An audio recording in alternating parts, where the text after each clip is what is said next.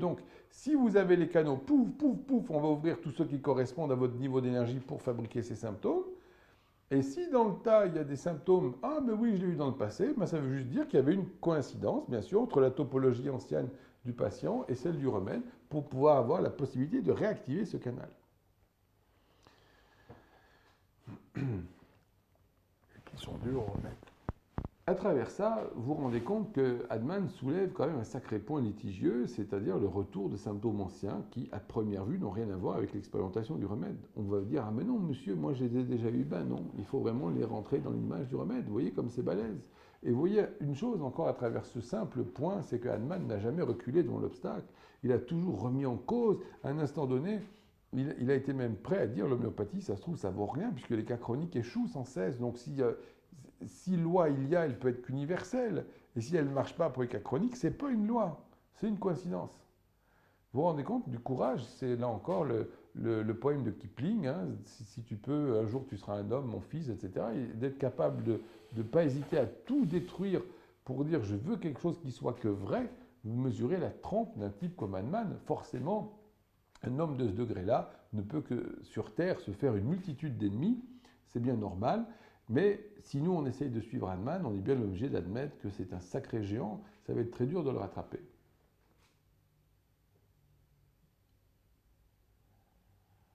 Voilà.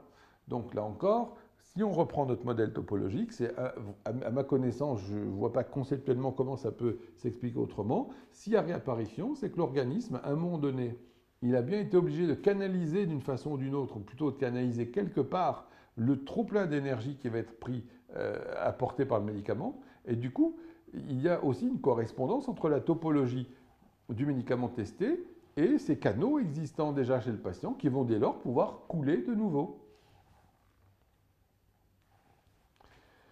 C'est donc que lorsqu'il y a cette situation de retour d'anciens symptômes ou de la réapparition de symptômes anciens sous l'effet de l'expérimentation, c'est donc bien que vous avez littéralement refait couler d'anciens canaux qui ne pouvaient plus être utilisés chez le patient à cause d'un niveau d'énergie qui avait diminué. Et entre parenthèses aussi, vous vous rendez compte que d'expérimenter des substances, finalement, artificiellement, vous allez à nouveau prendre de l'énergie. Et Hahnemann a toujours insisté là-dessus pour dire que les expérimentations renforcent la santé. Et vous comprenez un peu mieux pourquoi, parce qu'à un moment donné, ça représente un transfert d'énergie qui va devoir être éliminé par la force vitale, recanalisé quelque part. Et je crois, si on passe à la slide suivante, que ce réemploi de canaux ayant déjà coulé, ça vous rappelle bien quelque chose, c'est la surface de Mars. Pour que vous le mettiez dans la tête, que vous preniez cet exemple, c'est qu'à un moment donné, l'eau a coulé sur Mars abondamment. On a maintenant les preuves.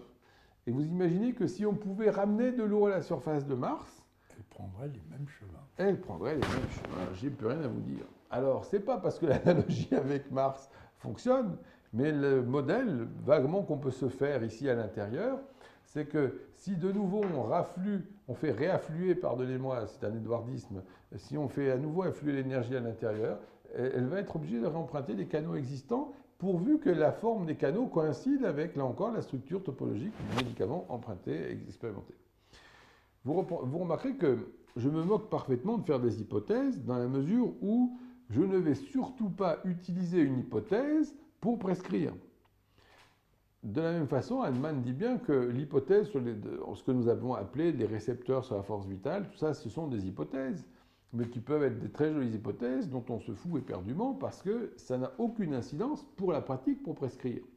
Ici, c'est pareil, c'est une hypothèse que je me permets de former parce que moi, dans ma façon de penser, et peut-être largement, je suis à votre écoute, faites-moi savoir votre point de vue si vous avez mieux, ça permet de rendre compte assez aisément de ce qu'on observe. Mais le fait que ça rende compte de ce qu'on observe n'implique certainement pas la véracité de l'hypothèse. Et deuxièmement, on se fout parfaitement des hypothèses. Le rapport d'expérimentation, aïe aïe aïe, je crois qu'on va être débordé au niveau temps, non? Il nous reste 1 minute.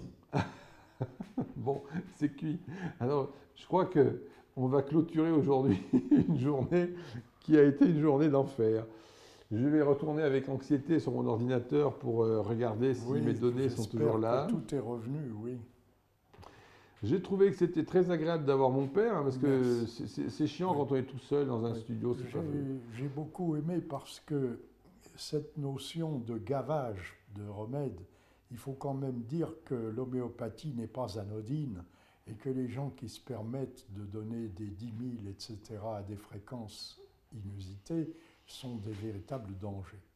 Et je dois vous dire que, si vous voulez un petit peu pour mon opinion, j'avais rencontré un jour une personne qui était venue parce que son médecin était absent et il lui donnait, il lui faisait quelques manipulations et il lui faisait quelques séances Ah, d'acupuncture on a droit à guérir, notre anecdote. qui guérissait donc sa sciatique. Alors, donc j'étais l'acupuncteur qui remplaçait